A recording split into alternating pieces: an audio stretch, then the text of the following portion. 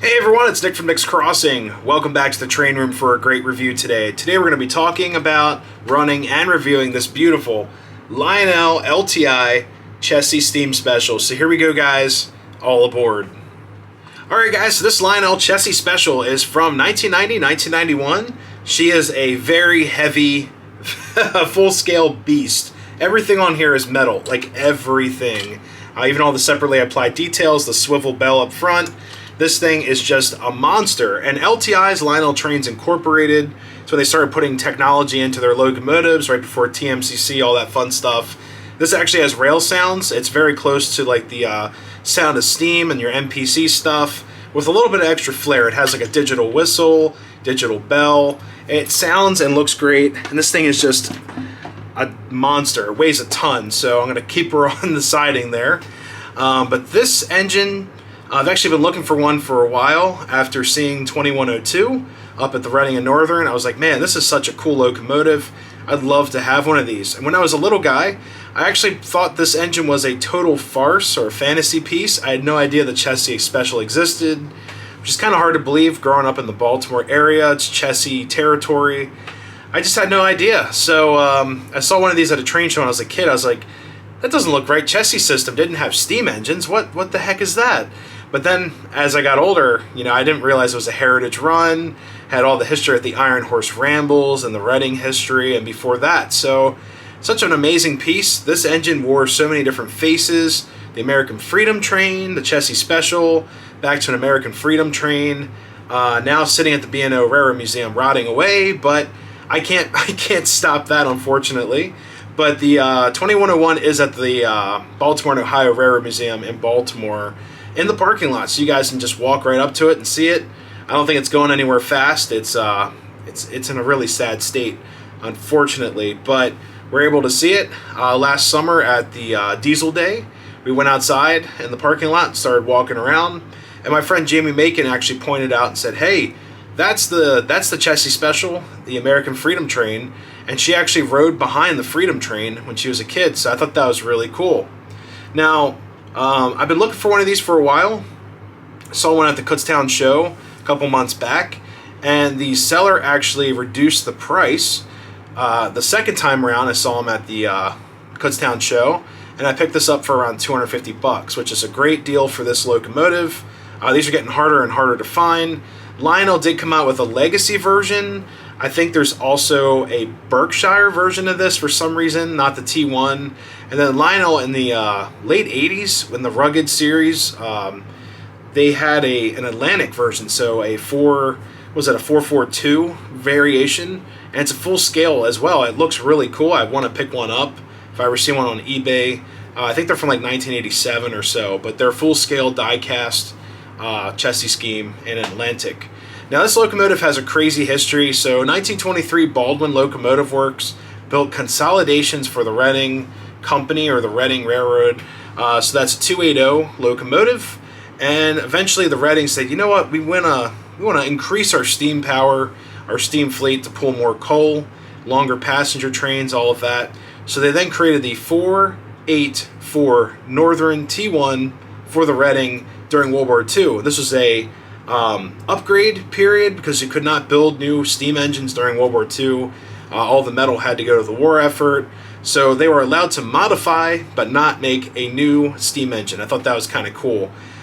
So they, these consolidations just were extruded and made more powerful, adding more wheels, larger drivers, and all that fun stuff.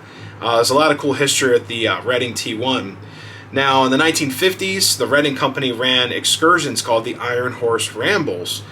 These excursions would happen for a few years. They kept 5 T1s. I believe it was 2100, 2101, 2124, 2123. There's another one in there I'm missing.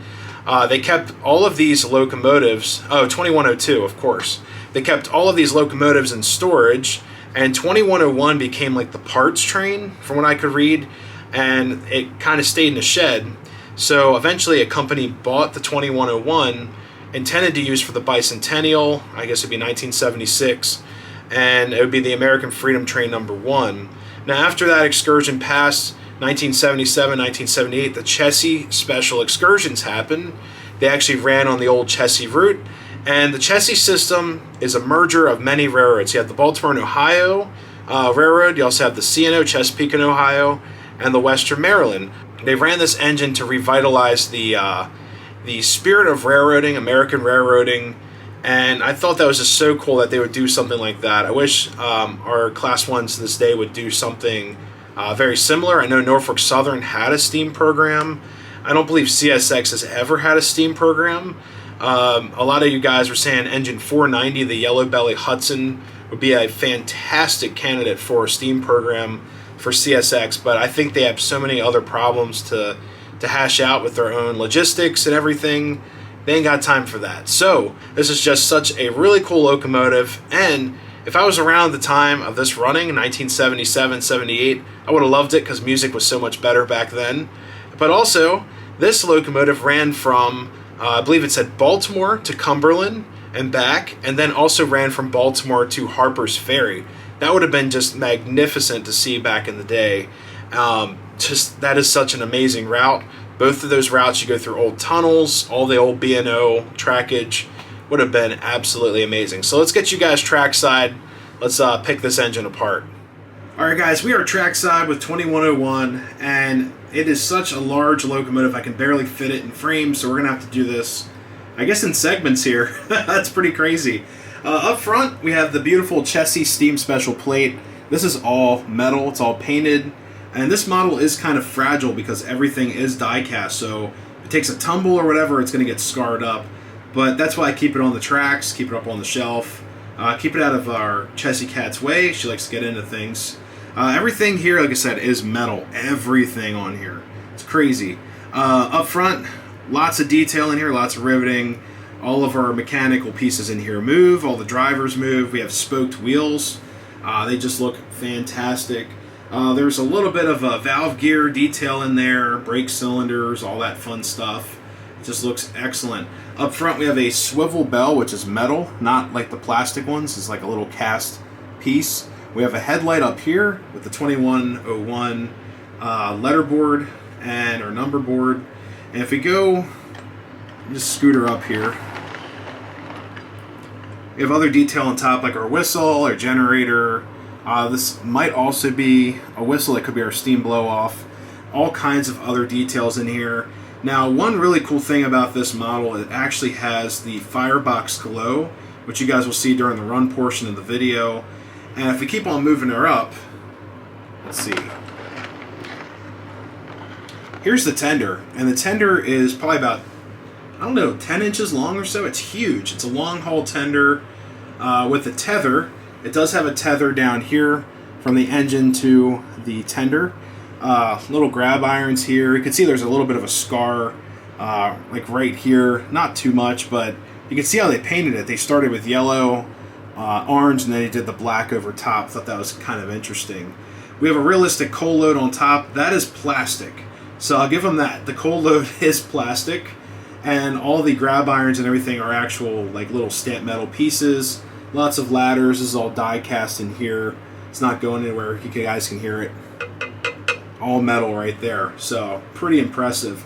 On the rear of the tender, we actually have an operational coupler. So just pull the plunger down. There you go. Ready to couple up. We have a little ladder back here and a reverse lamp, which is really cool. I thought that was a really cool touch with this, that they added that extra lamp in the tender, which you guys will see running around. It's just really cool. So we're going to start her up. This locomotive, like I said, has very primitive rail sounds, but she sounds great. And I'll actually point you guys into the firebox so you can see the firebox glow. Alright guys, so I'm going to fire up so you can see the firebox glow. So here you go. Now the rail sounds are very loud on this locomotive. I like everything nice and loud, like it's intended to be. The firebox glow, you can see the light bulb covers the firebox and also the ash pan. There's plenty of room in that cab for some crew figurines I plan on adding at a later date. Probably some Woodland Scenics figurines that I have laying around. And this locomotive, I forgot to mention, is fully conventional. So this is right before TMCC came out. You know, you have a couple more years, like 3 or 4 more years until TMCC would be out and out in the streets ready to roll. So this locomotive, yes, it's fully conventional, but it runs great. has a pull-more motor, and also has the wire inside the cab that you would pull out for the reverse set or reverse lock. So one last thing to add for the review. The directions online said that this was good for 042 curves. Now I've got 054 and 072. I honestly only run this on the 72, and I'll tell you guys why. Up here you have this beautiful tether that always gets in the way. It hangs down right here between the cab and the tender. Now if that gets snagged or the wires get pulled out, you're gonna have some problems. You have to do some rewiring. But then also your wheels in here, the flanges of the wheels are designed for a certain radius turn. So I always say the larger the better. I wouldn't chance it on 42. I would say 54 is the minimum, 72 is preferred, and 72 and above is always the best, and it looks awesome. Now this locomotive actually eats these 72 turns, makes them look like nothing, so it's a lot of fun to run up here on the railroad. Alright guys, so 2101 is hooked up to her car. So the caboose is a Weaver caboose. Let's pull her up. Alright, nice and slow. We have a Weaver B&O chassis system caboose, a Williams baggage car, coach, and party observation car right there at the balcony. All Chessie special cars. So here we go guys with the run session. All aboard.